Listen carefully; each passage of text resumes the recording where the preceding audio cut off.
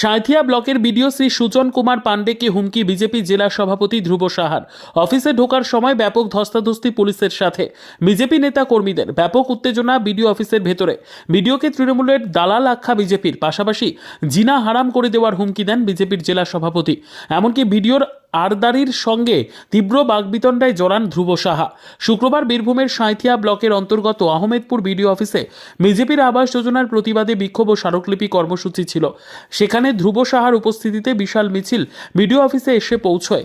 সেখানেই পুলিশের পক্ষ থেকে কড়া নিরাপত্তার ব্যবস্থা করা হয়। প্রথমে সেখানে বিজেপি কর্মীদের সঙ্গে পুলিশের ব্যাপক ধস্তাধস্তি হয়। পরে বিডিও অফিসের সামনে অবস্থান বিক্ষোভ করেন বিজেপি। পরবর্তীতে বিজেপির জেলা সভাপতি ধ্রুব সাহা সহ একগুচ্ছ নেতা বিডিও অফিসে আসেন। সেখানেই বিডিওর সঙ্গে তীব্র বচসা বাঁধে ধ্রুব সাহা এবং জেলা সাধারণ সম্পাদক শ্যামসুন্দর গড়াইয়ের।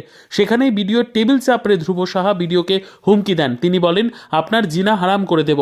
পাশাপাশি বিডিওকে তৃণমূলের দালাল বলেও কটাক্ষ করেন। দেখুন, এই বিডিও অফিস তৃণমূলের দলীয় কার্যালয়ে রূপান্তরিত হয়েছিল। আজকে তৃণমূলের দলীয় কার্যালয় যাতে না থাকে, তৃণমূলের ফ্ল্যাগটা যাতে বিডিও অফিস থেকে নামা হয়, তার জন্য একটু এতো সবে ঝাঁকি হয়। পুরা বড় আন্দোলন अभी বাকি হয়।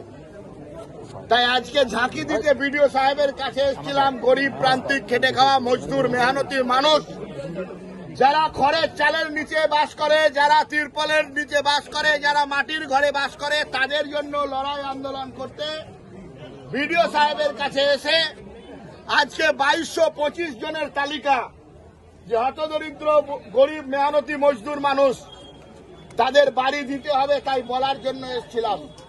আজকে বলতে এসেছিলাম, বিজেপির পতাকায় জিতেছে, বিজেপির পদ্মফুল সিম্বলে জিতেছে।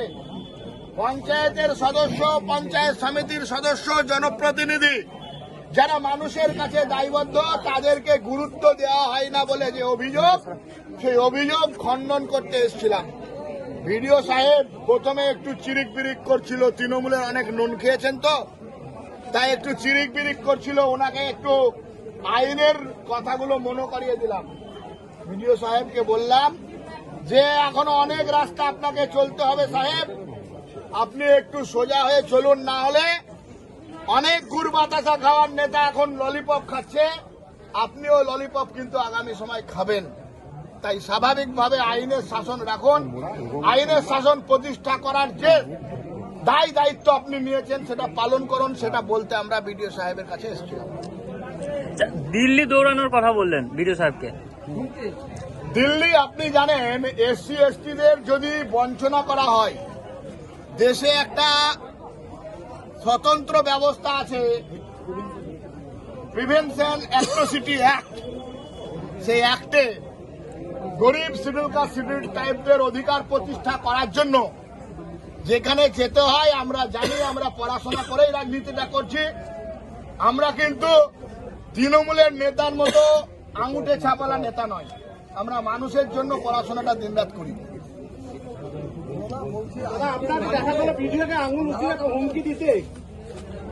তৃণমূল অফিস বানালে আমরা কি লেবন চুষবো, না ফুলের মালা দিব? আঙুল তুলবো, দরকার হলে আর যা তোলার দরকার সবই তুলবো।